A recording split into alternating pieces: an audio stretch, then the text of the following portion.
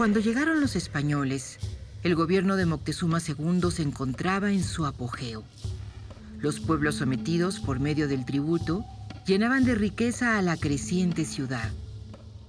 Sin embargo, Moctezuma es un personaje controversial, que ha sido tachado de brutal, ingenuo y supersticioso, por haber pensado que la llegada de los españoles tenía relación con el mito ancestral del retorno de Quetzalcóatl. La sociedad tenochca era sumamente religiosa, como no solamente la tenochca, toda Mesoamérica y España en esa época. Nadie se iba a cuestionar un dogma de fe. Pero Moctezuma en particular, pienso que era sumamente religioso y acataba los consejos de sus sacerdotes, porque ellos se rodeaban de un séquito de nobles, pero dentro de esos nobles hay capitanes, militares, pero también había sacerdotes. Entonces, parece que la cuestión de si eran los emisarios de Quetzalcóatl los españoles era muy fuerte. Él está buscando los documentos. Él, en un día que habla con Cortés, le dice: nosotros no éramos originarios de aquí, nos trajo alguien. No menciona a Quetzalcóatl, pero es muy claro que se está refiriendo a un personaje que los llevó a la Cuenca de México, que se fue y prometió regresar algún día. Cortés es un personaje muy astuto, es la gente que tiene que sobrevivir y hace la cosa como que hizo Cortés, como arriesgarse a salirse de Cuba sin permiso, pues habla, ¿no?, también de la personalidad de Hernán Cortés, pero también fue una persona con muchísima suerte. La tuvo, porque, bueno, llegó justo en el año 1 Acatl, José Acatl, que era el nombre calendárico de Quetzalcóatl. Los españoles eran personas barbadas. Quetzalcóatl lo vemos también en documentos prehispánicos, no estoy hablando de documentos coloniales, lo representan a la gente que se atavía como Quetzalcóatl, llevan barba. Entonces eso no parece fortuito. Y llegan también por la costa del Golfo, que según la tradición, por ahí se fue Quetzalcóatl prometiendo regresar. Pero nunca pensaron que Cortés era Quetzalcóatl, era el emisario de Quetzalcóatl.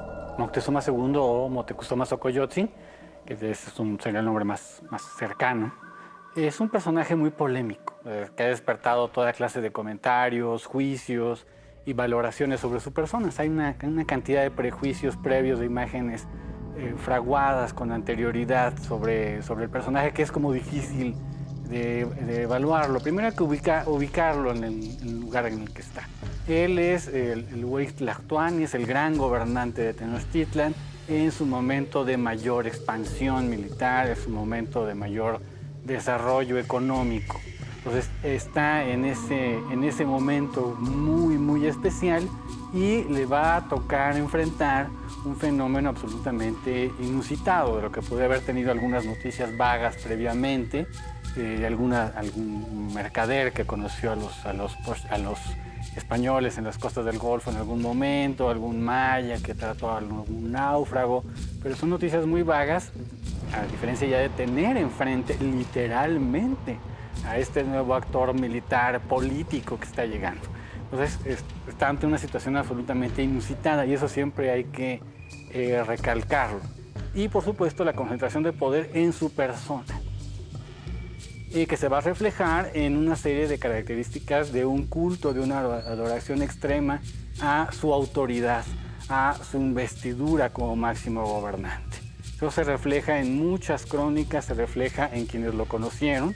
El hecho de que cuando caminaba por Tenochtitlan no asentara sus pies sobre el suelo, sino que se pusieran flores, se pusieran esteras, petates, etcétera, para que el tlatoani no tocara el suelo, porque se consideraba un personaje ya investido del poder de muchos dioses o con una carga de fuerza sagrada muy alta. Entonces no podía simplemente tocar el piso como los demás mortales. La idea, por ejemplo, de que no podía ser visto directamente a los ojos por las personas comunes porque podían ser dañadas por la cantidad de fuerza, de energía que este personaje ya concentraba, ¿no? Entonces es otra de los aspectos que nos da. Hay una anécdota muy padre que cuenta Diego Durán, que pregunta a un anciano: oye, usted que vivió en esa época, usted que estaba jovencito, muy chiquito cuando esto pasaba, ¿cómo era físicamente Moctezuma? Le dice el anciano: padre, no te puedo decir, porque yo nunca lo vi a los ojos. Yo jamás le vi la cara. Sabía que pasaba, pero me tenía que agachar. Seríamos como esas dos visiones. Lo más interesante de esas dos visiones, porque no podemos decir con contundencia cómo murió. Lo que sí podemos decir es que nadie quiere cargar con el muerto. O sea, nadie quiere asumir la responsabilidad de haberlo matado. Nadie dice, bueno, sí, yo lo hice y se lo merecía y era un maldito. O sea, nadie se atreve a decir eso. Y eso es muy revelador de que aún muerto, aún a todo lo pasado, incluso siendo visto en términos muy negativos por muchas obras, nadie se atreve finalmente a asumir esa responsabilidad. ¿Por qué? Por el carisma del personaje, la importancia que tiene el cargo, la importancia de la ciudad y sobre todo por lo que pasa después, que es la destrucción de las grandes ciudades de la Cuenca de México, Tenochtitlan, Tlatelolco, en principio, pero las demás después serán destruidas, no en términos militares, pero serán reutilizados sus templos para construir otras edificaciones, serán destruidas muchas de sus instituciones, y eso es lo que van a ver, la destrucción de ese mundo. Entonces, por ahí va la idea de que no se puede saber con precisión cómo murió el personaje y que nadie asume la responsabilidad de haberlo matado. Todo el mundo dice, fue el de enfrente.